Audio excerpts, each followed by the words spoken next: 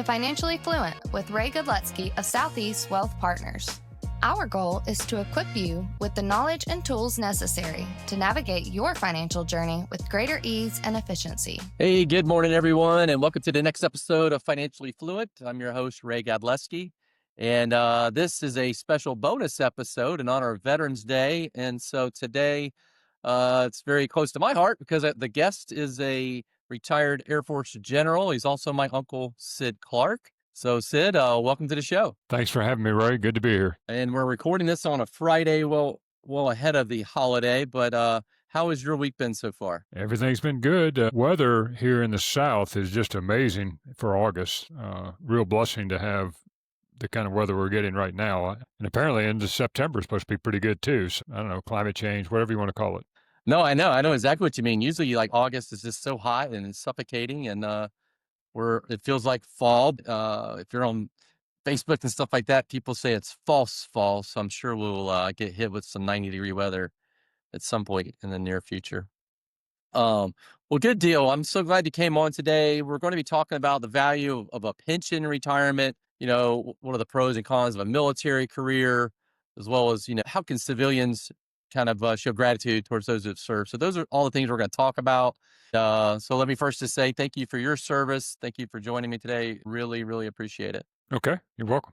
Thanks. And so let's kind of start at the beginning. I mean, what inspired you to join the Air Force in the first place? Well, I was at the University of Georgia, and I already had a private pilot's license. And that's thanks to my mom and dad, but particularly my dad for taking me out to the airport and encouraging me to learn to fly. And I was walking across the south part of the campus, and the Air Force ROTC building was right there on the south campus. And I walked in, and the sergeant behind the desk thought, well, just another, South Georgia guy coming in here to talk about being a pilot or something. And then he really wasn't paying much attention to it. I said, well, I already have a private pilot's license. Does that help? And then he kind of stood up and he says, why don't you sit down and we'll talk?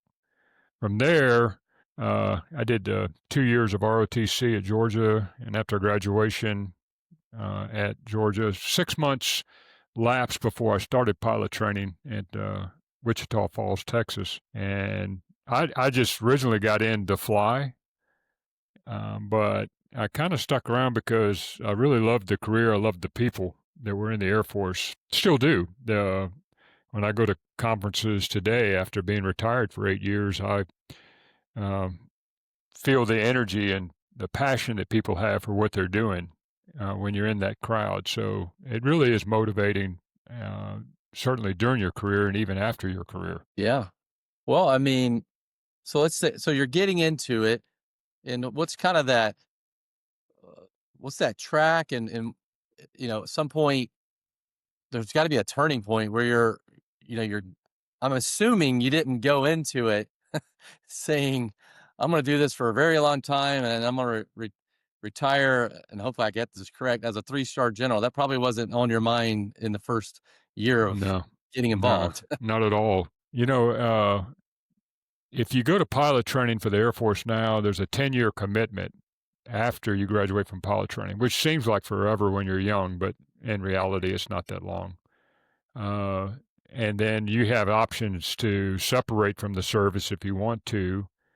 And a lot of them go to the airlines, and that's a very common track for pilots. Now, I can't speak for all the other career fields, but for pilots. And then I think some go to the Guard and Reserve also. So they're starting out with the airline, and they're also flying for the Guard and Reserve, and they end up doing a reserve type retirement after so many years.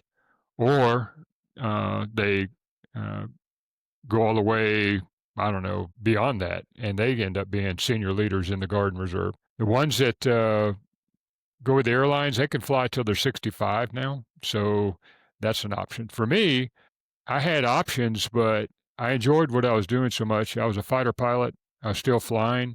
I started getting opportunities, ended up in the Pentagon, and then from there doing other things after the Pentagon, then back to the Pentagon. I really enjoyed the strategy. I enjoyed policy, planning, all those aspects of things. But certainly nothing had to do with being a pilot and what I thought I was going to be doing. So that one thing, leads to another. Next thing you know, 34 years have gone by while I was in uniform. Yeah, I just remember learning I guess, yeah, obviously younger, you were flying A-10s, and then all of a sudden you're flying F-16s, like quite the contrast. Well, some commonalities. I mean, single seat cockpit. There were air to ground missions associated with both airplanes. The A-10 was, when I was flying it, it was during the Cold War years, and we did a lot of low altitude flying because that was the only way to survive with the Soviet Union threat. And we were all geared up for a fight that might happen over the Fulda Gap in Germany or somewhere like that. Fortunately, none of that ever came to fruition. And then in later years, the A-10 migrated to higher altitudes because the threat changed less with advanced surface-to-air missiles like in Afghanistan, Iraq, and other places to more of a ground threat. And so the airplanes started flying higher. But by then, I was already flying the F-16, and we were doing missions that included air-to-air and air-to-ground operations. So it was a little bit different shift. Your life becomes centered around what the radar can see rather than just what you can see. And then your formation, the way you operate, and all that changes. So, and I had a chance to see a lot of that. In one of my jobs, I was a commander of 1st Air Force and the Continental Region for NORAD, which means I had responsibilities for air defense over the nation. And in that position, I got to see more of the operations across an entire theater rather than just the local things I was doing. So I was exposed to different things, got to see a lot. I spent 2 years in Turkey as a defense attaché and a senior defense official. So a lot of meetings inside the U.S. Embassy there, meeting with the country team. I got to know the State Department, how they operate, the people, the positions that they have, policy, how it operates with the military, particularly when you're in a country like Turkey. And then after that, back to the capital. So, I got exposed to a lot in my time, and it still shapes my thinking about worldviews, national stuff, policy, things that I'm watching what goes on. So throughout all of that, I would say I learned a lot, but I still have a lot to learn. I mean, I haven't, I'm in the corporate world too, for that matter. I'm a chair of Armed Forces Insurance. I have opportunities to get exposed to the insurance world, which I knew nothing about, but Right. I learned, and I'm still learning from those folks too, because that's a very deep industry when you talk about insurance. Oh, yeah. Yeah. I mean, that's probably a good kind of segue, right? We got kind of talked about background a little bit, and then we're thinking about, military career. There's pros and cons. If you were just, if there's a young person right now that's considering the path of, say, military, what would be something they might want to know before they sign up, in your opinion? I think be open, be flexible. There are things that along the way you may not appreciate about the military or not enjoy, but there's a lot to experience and appreciate once you're into the military. So be open and flexible to staying longer and maybe serving out a career. But if not, capitalize on those experiences that you'll get and the friendships that you build, because they do last a lifetime and they'll stay with you throughout all of the things you might do after the military. I have some great friends that I knew while in the service, not just the Air Force, others. And then just once you separate from the military, you become a member of the community, and people look to you for your thoughts on things about what's happening with national defense or world affairs. Stay up to speed on things that are important.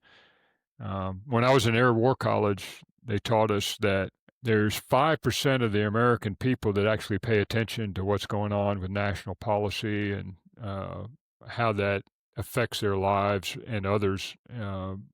And inside that core 5%, there's like 1% that are actually engaged in those policies and laws and things. So I think for a young person just going in, I would say that you have a lot to learn. And the first thing you want to do is be an expert at whatever they want you to do, whatever your military occupational specialty is, or in the Air Force Specialty Code, whatever that job is, become an expert in that and then expand out. and go into maybe other things and other concerns. And certainly, the Air Force wants everyone to be a leader, and that's something that I think is valued in the corporate world, is that you have leadership experience. And it might be a small team to start with, and then maybe a CEO one day. But there's a lot of opportunity to learn a lot about that in the military, and you'll get to experience mostly really good bosses, maybe a couple of bosses that are somewhat irritating, but you can take the good throughout all of that and learn from it, and then say, I want to do exactly what they did, or I don't want to do what they just did, and Right. go from there. Yeah, yeah.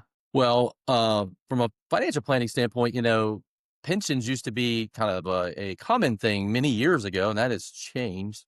But, military still has it. Obviously, there's teachers that have it and certain government jobs that have it. So, if you want to kind of just walk the audience through a little bit, how would a military pension work? Somebody chooses this career for 10 years or 20 years or 30 years, just kind of walk us through how that might work for someone. Sure. Well, those that get vested at a certain point, they'll be a part of a defined benefit program, which most retirement plans, as you were talking about, aren't defined benefit programs. Now, most people have a 401k, I guess, and I never really did that. Now, I did participate in TSP, Thrift Savings Plan, through the government when I was in the military, which basically offsets the tax and everything until later years when you have to withdraw it. I'll be turning 67 very soon. So I'm paying attention to what is an RMD, required minimum distribution, which TSP will be a part of that. Certainly the IRAs that I have. I was always very fiscally conservative, as well as my wife, Rebecca. We saved money and always put it aside and always thought it was important. Although I knew that at a certain point I was going to be a part of a defined benefit program, which included the military pension and some other benefits. But I never counted on the savings side of things. I always thought, what if there's a catastrophe? I mean, I tend to worry about things like that. All my investments will get washed away and be devalued somehow and be gone. But I always thought the military pension would be there. The government's pretty good about always maintaining that part of it. There are certain benefits that I think have eroded over time with the military, including some of the medical stuff. But it's still a good program. I mean, it's excellent for somebody in the military that is expecting beyond military pension what other things that they might receive as a part of their service. And I have some disability that I got when I did my retirement physical. That's part of it that the VA picks up. There are, for young people, I think a lot of them don't really pay attention to what's the benefits of staying longer and getting a military pension and other benefits they might get.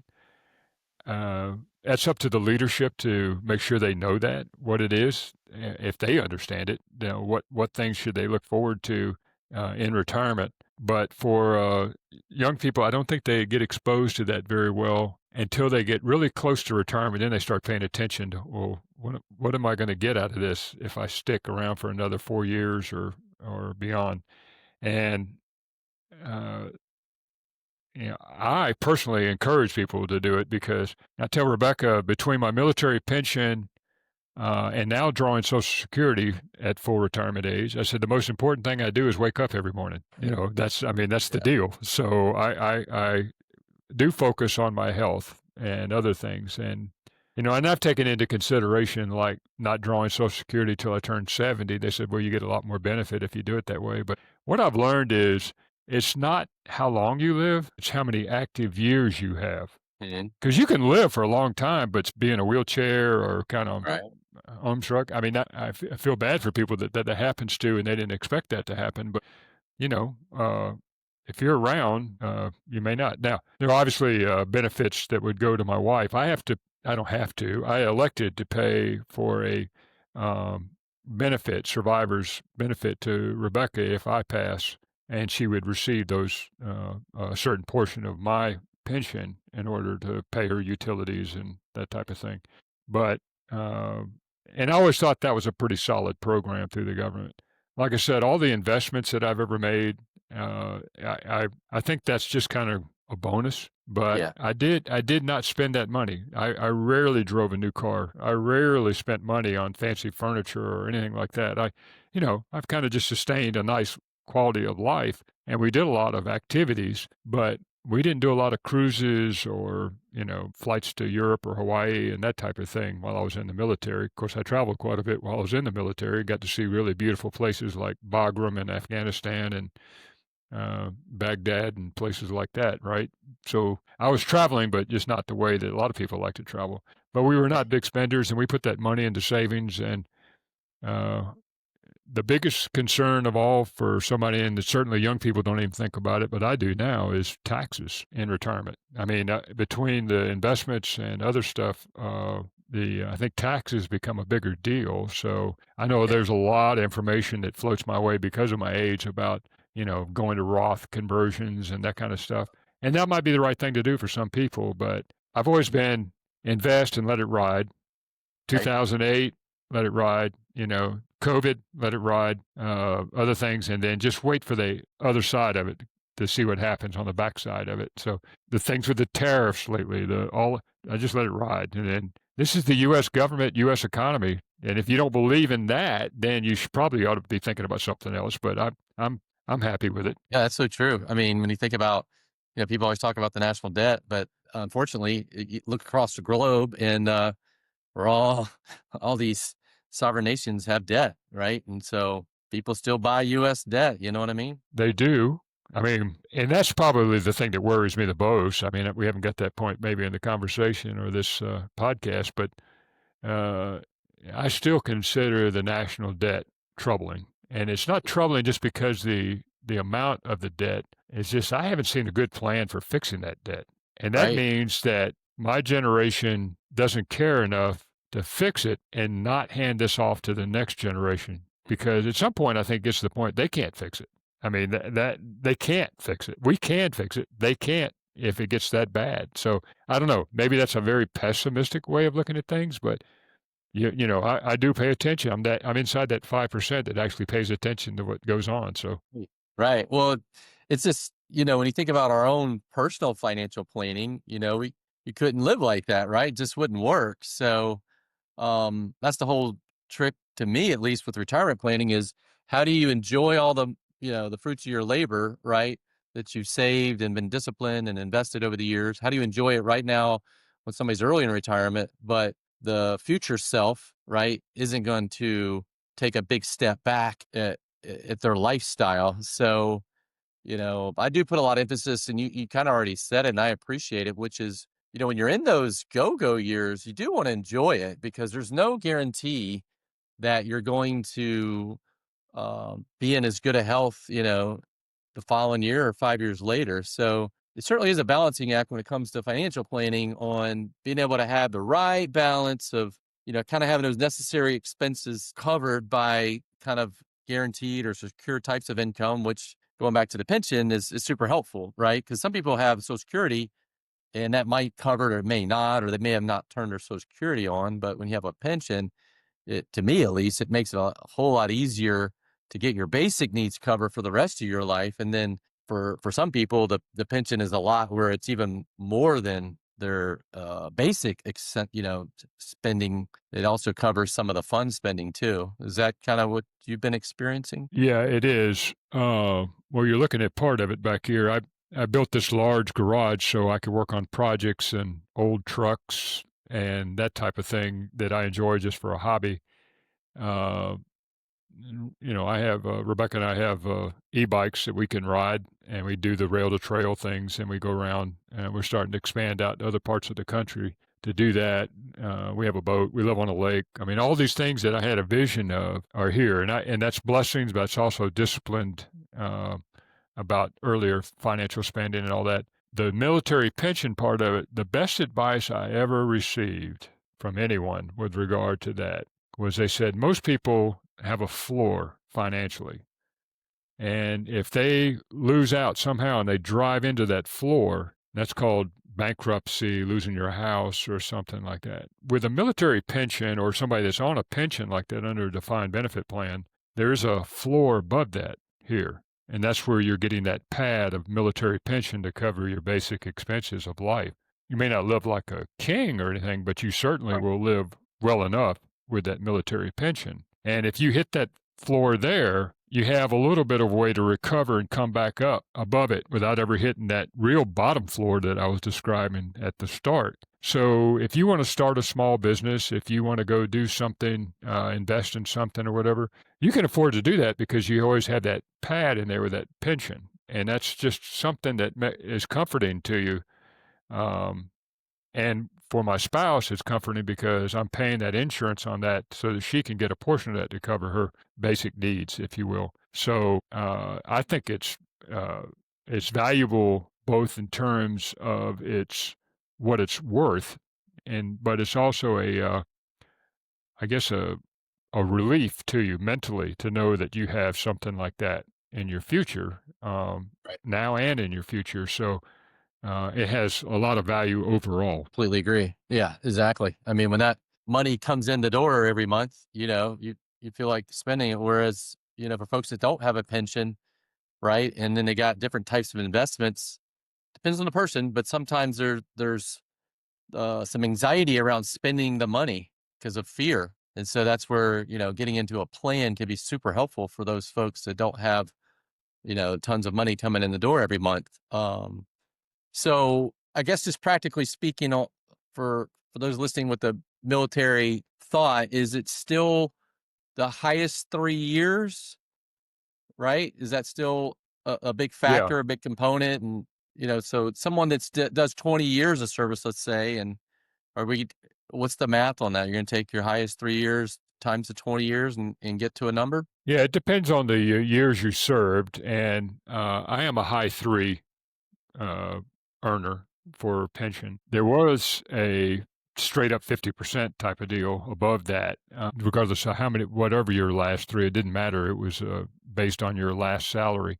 Most of those people are long gone and long retired. So there are still some out there in the high 3 like me. And then there's another program below that would include a retirement at 15 years, but it's all, if you start taking it earlier, it takes down the amount of pension that you get every month. And so it's on different levels. I think the high 3 is for 20 years and beyond of service, which again, 20 years seems like a really long time. But in terms of your life, if you're going to, particularly people living into their 80s and 90s now, I don't think it's that long to be as what we call the member of the check of the month club, because it just, it's going to continue to roll in year after year.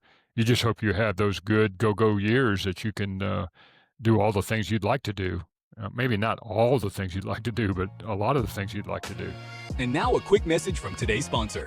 This episode is brought to you by Southeast Wealth Partners. If you've been listening to Financially Fluent, you know we're all about making smart money moves, whether it's planning for retirement, protecting your family, or building long-term wealth. But everyone's situation is different, and that's where the team at Southeast Wealth Partners comes in. They take the time to understand your goals, your challenges, and your values. To learn more and connect with their team, visit southeastwealthpartners.com. Southeast Wealth Partners, your next step toward being financially fluent. We're going to take a little pivot here and do our trivia question before we come back and talk about Veterans Day. But before we do that, I was curious, you got any good digs or jokes for other than military branches, or just something nice to say for some of the other folks that aren't Air Force, maybe Army, Navy, Marines? You mean just a greetings type of thing? Yeah, or you got any good jokes? I mean, I like how every time I meet a Marine, they have a joke for an Army guy, and the Army guy has you know what I mean?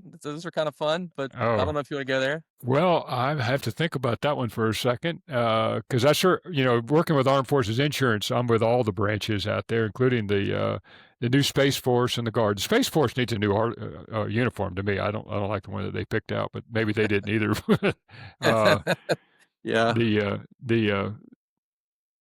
I don't know. I would say that, with my Navy friends, they like to say, the Earth is covered by water, 2/3 of it. Therefore, you need a big Navy. And we go, yeah, but it's covered 100% by air. Aha. So, yeah, you need a big Air Right. Force for that. Of course, the space people would say, yeah, we do all of that. And so, Right. Yeah, they're bigger than anybody, I guess. Yeah, think about yeah. space. That's all good stuff. Well, great. Well, look, most guests and get to play a trivia question I like to ask, and then sometimes they're hard, sometimes they're not. So I do give a couple of categories. So we're going to take a little break, talk about that, and we'll come back talk about Veterans Day here in a sec. So the categories for today would be U.S. history, sports, or state trivia, or music. So which one you want to pick today? I'm old. Say them again. We could do a music, sports, U.S. history, or state trivia. Oh, let's just do U.S. history. Okay, this one's going to be interesting. We'll see if you can get it. We're going back 100 years, okay? So 1925, on July to be exact, 21st, 1925. High school teacher named John T. Scopes was guilty in Tennessee for teaching, and it is multiple choice, but if you don't need it, let me know. Was guilty in Tennessee for teaching what controversial subject in public school? You want the multiple choice, or you think you got it?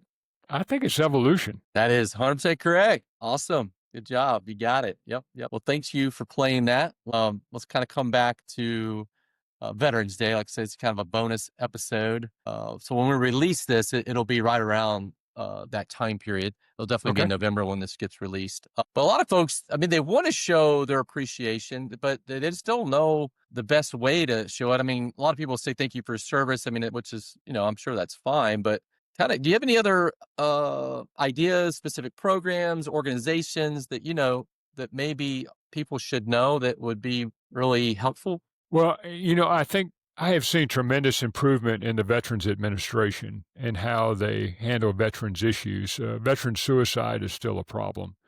And they have hotlines, they have a VA app, they have a lot of different ways of helping out with VA issues at large.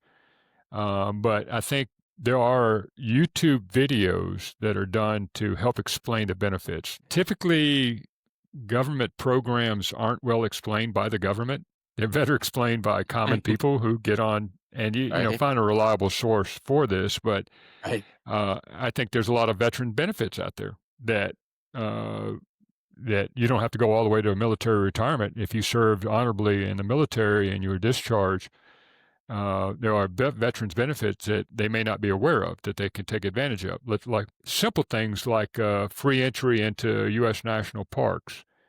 There's the VA programs for home loan, which is actually a good deal because they end up guaranteeing the loan, and you don't have to make a down payment for any of that. I mean, those are fantastic programs that I don't think a lot of veterans know about. At the point of exit from the service, there are briefings on how to take advantage of these programs and all that.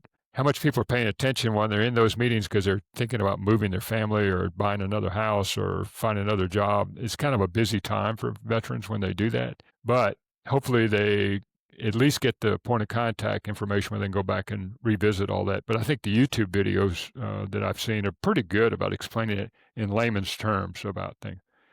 For military retirees, when they get ready to retire, there's a ton of things that have to be done and very complicated programs, and understanding what happens when you get ready at 65 to switch over to Medicare off of TRICARE, although TRICARE is still there and Part D is still paid for by TRICARE, and all those different, there's a ton of information that has to be received and understood by people like that. But for your basic veteran, there's still a lot of programs that I don't think they're aware of. And I think a lot of the opportunities are not taken advantage of. So there's that part of it. Well, that's good. I think what we could do for this episode, want to maybe find a website or two, could throw that into the show notes.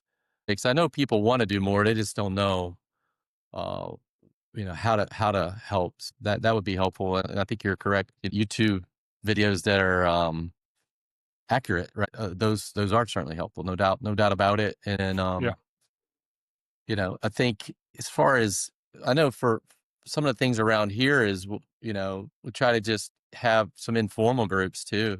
Sometimes certain even network groups, right? We'll have a spinoff and it'll focus in on, it's usually led by a veteran, but, you try to just get people together. Like you said, mental health is such a big deal. That's not just military, but it's a big deal in this country. And I'm really hoping that people are stepping up and, it's not something I think me growing up, it was probably made fun of. I hate to say it like that, but I think most people now realize, whether you're in the military or not, like there's folks that are struggling, mentally, and we just need to be looking out for one another and really try to help people. And also, get some organization around it so that, it's a little more structural and we can really make a difference. You know what I mean? Sure, and I think you hope that you're able to intersect that at the right moment with information, a helping hand, caring heart, or something that makes a difference for someone that is struggling with mental health issues. I think the PTSD thing really grew during that time of 2004 on up through the war in Afghanistan, that highlighted the need to address that for veterans, but it's beyond veterans. It could be a car accident. It could be, I don't know, being thrown off your bicycle. There are certain elements for different people handle that different ways.